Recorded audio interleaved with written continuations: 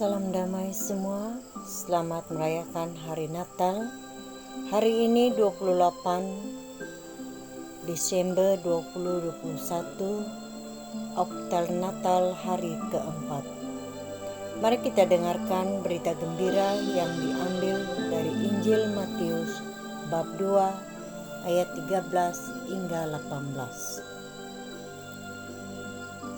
Tuhan beserta kita sekarang dan selama-lamanya. Inilah Injil Yesus Kristus menurut karangan Santo Matius. Dimuliakanlah Tuhan. Setelah orang-orang Majus itu berangkat, nampaklah malaikat Tuhan kepada Yusuf dalam mimpi dan berkata, "Bangunlah, ambillah anak itu serta ibunya, larilah ke Mesir, dan tinggallah di sana sampai aku berfirman kepadamu. Karena Herodes akan mencari anak itu untuk membunuh dia." Maka Yusuf pun bangunlah, diambilnya anak itu serta ibunya malam itu juga, lalu menyingkir ke Mesir, dan tinggal di sana hingga Herodes mati. Hal itu terjadi supaya genaplah yang difirmankan Tuhan oleh Nabi, "Dari Mesir kupanggil anakku." Ketika Herodes tahu bahwa ia telah diperdayakan oleh orang-orang Majus itu, ia sangat marah. Lalu ia menyuruh membunuh semua anak di Betlehem dan di sekitarnya, yaitu anak-anak yang berumur 2 tahun ke bawah, sesuai dengan waktu yang dapat diketahuinya dari orang-orang Majus itu. Dengan demikian, genaplah firman yang disampaikan oleh Nabi Yeremia. "Terdengarlah suara di Rama, tangis dan ratap yang amat sedih. Rahel menangisi anak-anaknya dan tidak mau dihibur sebab mereka tidak ada lagi." Demikianlah Injil Tuhan. Terpujilah Kristus. Saudara dan saudari, rencana Tuhan merubah segalanya. Hari ini adalah pesta kanak-kanak suci Yesus.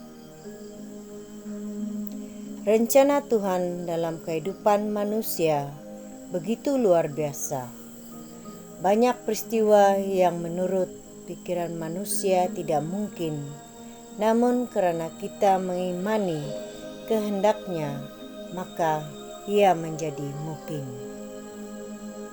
Rencana dan kehendak Tuhan jauh di atas pemikiran manusia.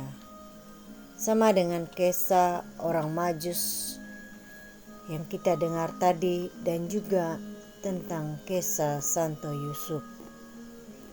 Karena mereka mendengarkan kehendak Allah, maka kanak-kanak Yesus yang baru dilahirkan diselamatkan dari ancaman dan pembunuhan Herodes. Herodes mengetahui dan merasakan terancam karena kelahiran Yesus ke dunia. Orang-orang Majus dalam perjalanan pulang tidak mahu mengikuti kehendak Herodes, melainkan kehendak Allah. Yusuf segera mentaati kehendak Allah dan membawa Yesus ke Mesir. Keselamatan ini terjadi karena Yusuf mendengarkan kehendak Allah.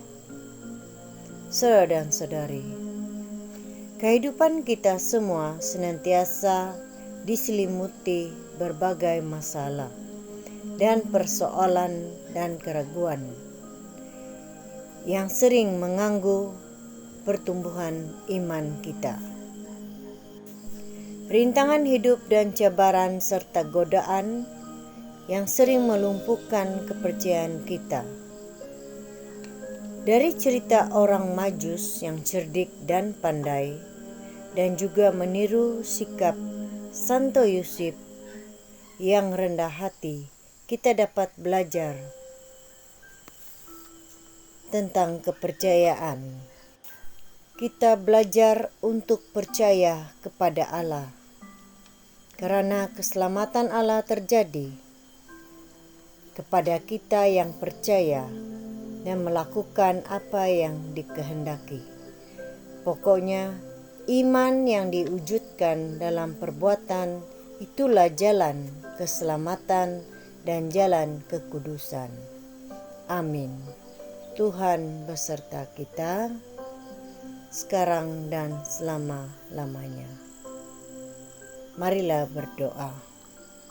Bapa yang Maha Baik, dalam banyak persoalan seringkali kami tidak mampu mendengarkan suara-Mu.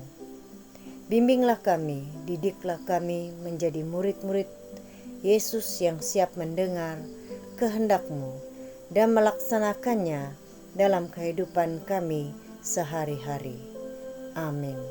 Atas nama Bapa, Putra, dan Roh Kudus. Amin.